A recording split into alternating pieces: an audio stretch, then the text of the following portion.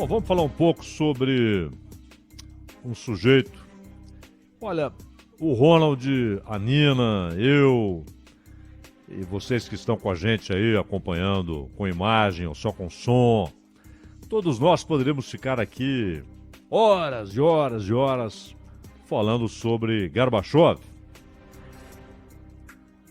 Não por ele em si, mas porque ele foi protagonista em um dos momentos mais importantes do século XX, com consequências, obviamente, para estes tempos, e um acontecimento tão grandioso que ele é paralelo ali, em termos de importância histórica, às duas grandes guerras, a de 14 a 18 e a de 39 a 45, as duas grandes guerras mundiais.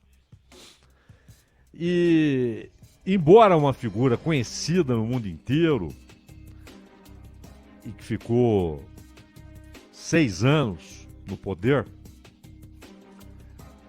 há, infelizmente, algumas análises bem equivocadas sobre o que aconteceu com Gorbachev. Nós precisamos ser breves aqui, né? O tempo estabelece limites no rádio, na TV. Mas, por isso mesmo, a gente pode observar com rapidez duas correntes equivocadíssimas sobre o que aconteceu naquele período 85 a 91. Primeiro, a tese que muita gente alimenta no Ocidente de que o que aconteceu ali foi simplesmente resultado das ações de Reagan e Thatcher.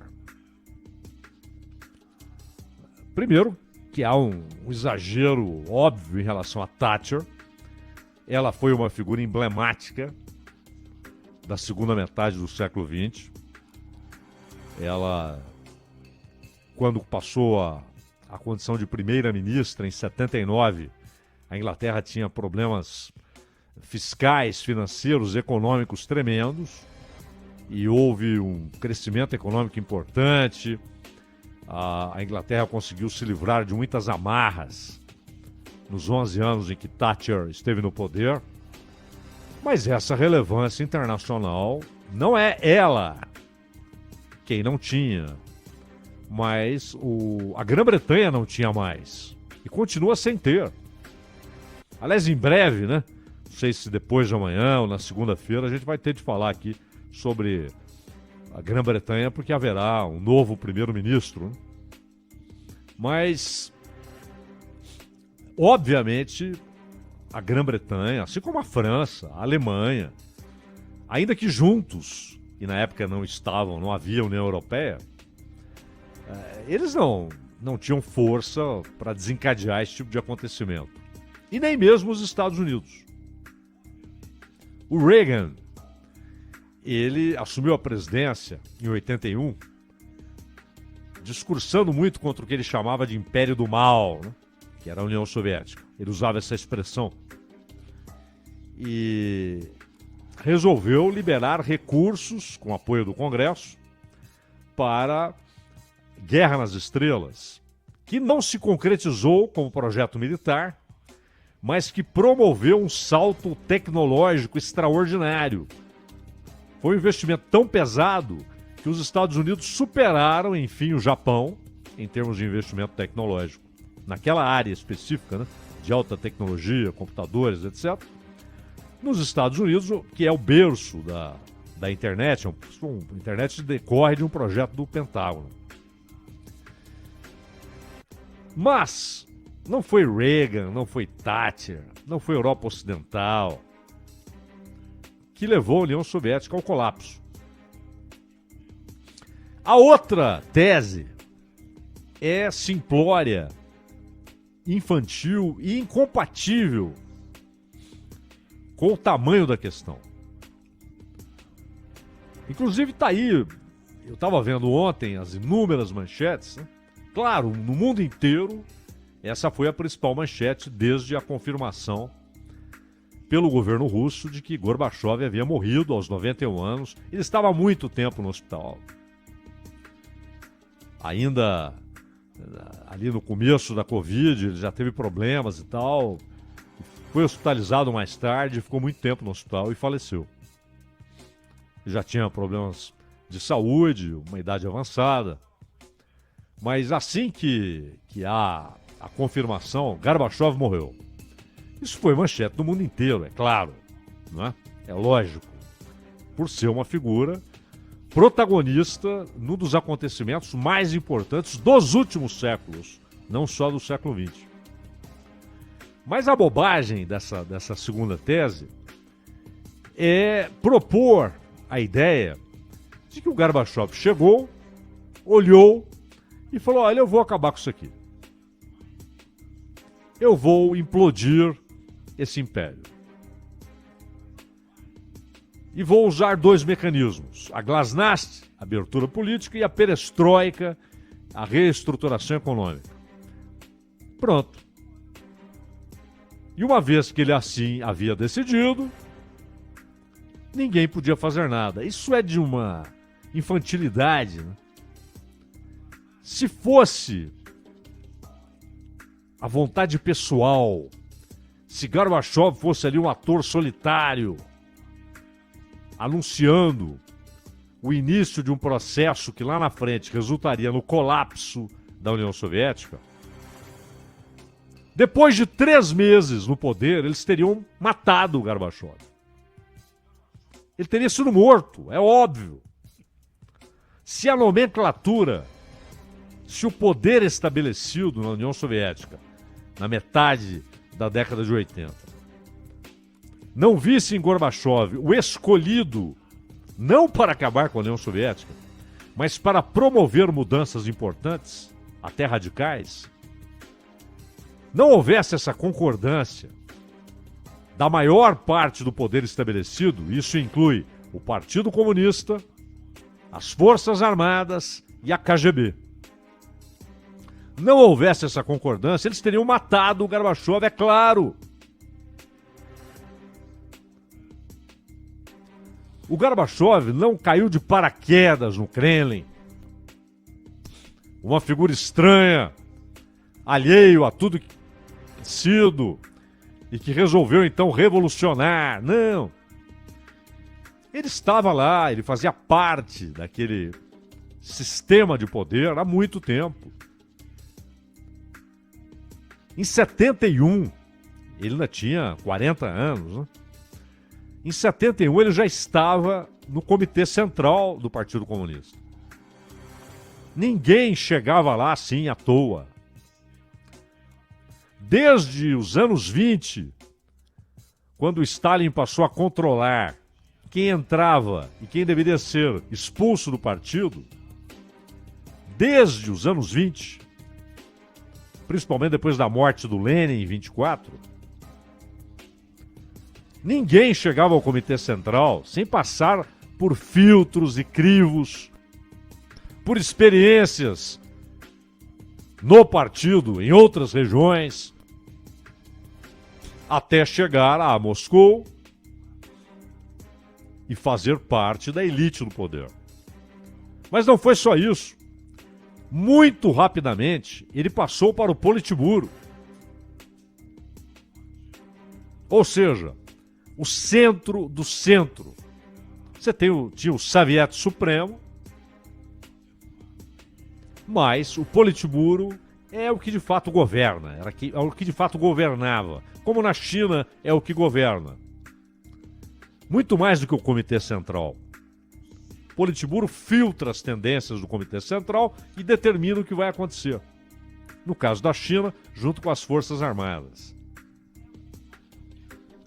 Então, tem gente que passa 2 décadas, 3 décadas, 4 décadas no Comitê Central e nunca avança para o Politburo. Chega lá. Ele muito rapidamente chegou. Ou seja, Gorbachev era alguém de dentro do poder, benquisto no centro do poder. E estamos falando da era Brezhnev. Essa ascensão se dá com Brezhnev no poder. Quando Brezhnev morre em 82, É o fim de uma era. Afinal, ele ficou 18 anos no poder. Ele chegou em 64, num golpe contra o Nikita Khrushchev. Em 64, foi um golpe interno ali, silencioso, né? Intramuros, mas foi um golpe. Ele fica 18 anos no poder, mantém a estrutura stalinista, embora não reabilitando a figura pessoal de Stalin, que havia caído em desgraça. Depois foi reabilitado, inclusive no período Putin, pós-soviético, portanto, porque em 1956, Khrushchev, no 20º Congresso do Partido Comunista da União Soviética, ele denunciou os crimes de Stalin, isso 3 anos depois do Stalin ter morrido. É óbvio que ele não teria feito isso com o Stalin vivo. Então, 3 anos depois do Stalin ter morrido, os crimes de Stalin são o tema do 20º Congresso do Partido Comunista da União Soviética. Só que o Khrushchev é derrubado em 64 e vem Brezhnev. Quando Brezhnev morre, ficou a expectativa. Quando ele já estava doente, quem vem, quem vem? Ora, olhemos. Foi escolhido alguém que o Partido Comunista sabia, a cúpula do partido sabia, estava doente. Andropov. E não duraria muito tempo. Ficaria pouco tempo no poder e não deu outra. 15 meses, aproximadamente. 15 meses. Andropov ficou no poder. Morre Andropov e vem outro na mesmíssima condição, Chernenko. Doente. Todos sabiam que ficaria pouco tempo. Ficou 13 meses.